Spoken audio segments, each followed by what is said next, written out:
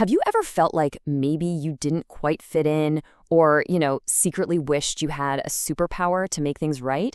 Well, today we're diving into the amazing story of a little girl who was dealing with both those things and a whole lot more.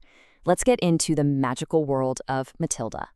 Seriously, think about it. What would you do if you could move stuff with your mind or stand up to the biggest, baddest bullies without even having to say a word?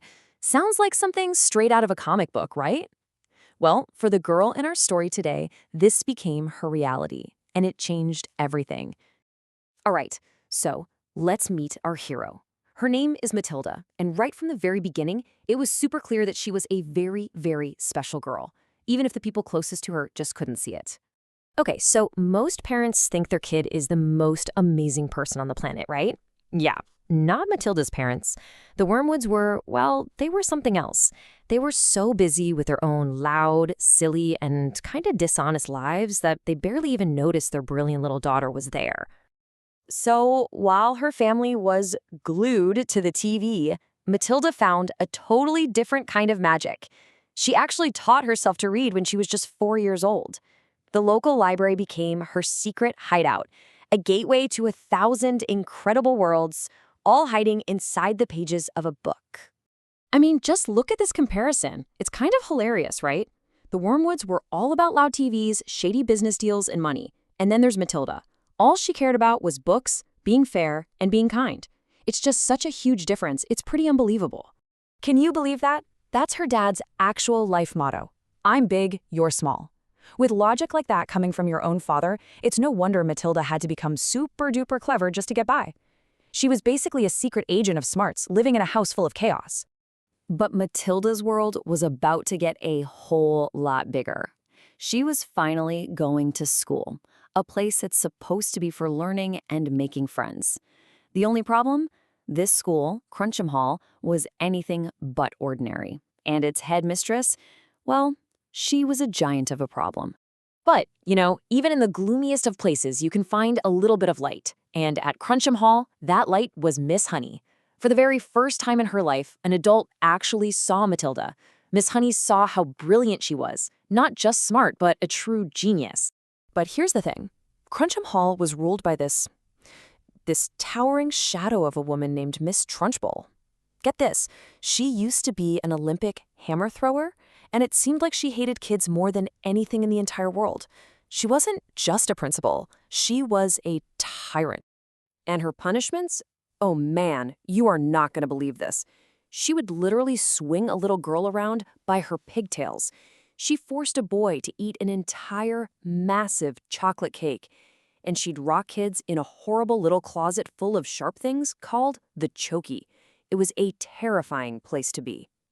So all of this unfairness, first from her family, and now from this absolute monster, Miss Trunchbull, it started to bubble up inside Matilda. Her incredible brain felt trapped and was filled with so much anger that something new, something powerful, began to spark to life. And then it happened. She was just so frustrated, her mind felt like it was buzzing with electricity. She stared hard at a glass of water on the table, pouring all of her energy, all of her frustration into it. And then, whoosh! It tipped right over, all by itself. Matilda had just discovered her superpower. She could move things with her mind. And this brand new, incredible power, well, it was about to be put to the ultimate test. The stage was set for a final showdown. The smallest girl in the entire school versus its biggest, most monstrous villain.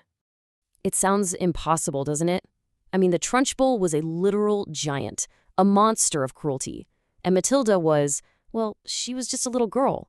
But Matilda had a secret weapon now, something the Trunchbull could never, ever have seen coming. Her weapon wasn't strength or size. Nope, it was her amazing mind. She cooked up a plan so clever, it would not only save herself, but also her wonderful teacher, Miss Honey. And the whole plan hinged on one simple thing, a piece of chalk. Right in the middle of class, as the Trunchbull was yelling at everyone, that little piece of chalk started to float up into the air, held by a completely invisible force. Using her mind power, Matilda made the chalk write a message on the chalkboard. She pretended to be the ghost of Miss Honey's father, who, it turns out, the Trunchbull had treated terribly. The message demanded that the Trunchbull give Miss Honey her house and her money back. The Trunchbull was so freaked out she just screamed, fainted, and then ran away from Crunchum Hall for good. And just like that, the monster was gone. Matilda's incredible brain and her bravery had saved the day. The reign of terror at Crunchum Hall was finally over, and it was time for Matilda to get the happy ending she so deserved. So the school became a happy place again, which was great. But there was one last thing: Matilda's family. Turns out, all their shady business finally caught up with them, and they had to pack up and leave town in a hurry. And in the best ending ever, Matilda got to choose to stay behind. She was adopted by the one person who always knew how special she was, Miss Honey. At last, Matilda had a real family and a loving, book-filled home that she had always dreamed about. Matilda's story is just the best reminder that no matter how small you feel or how much people might overlook you, you have something incredible inside you. Your brain, your kindness, your curiosity, those are real-life superpowers, and they can help you stand up to any giant and totally change your world. So that makes you wonder, right? What's your superpower?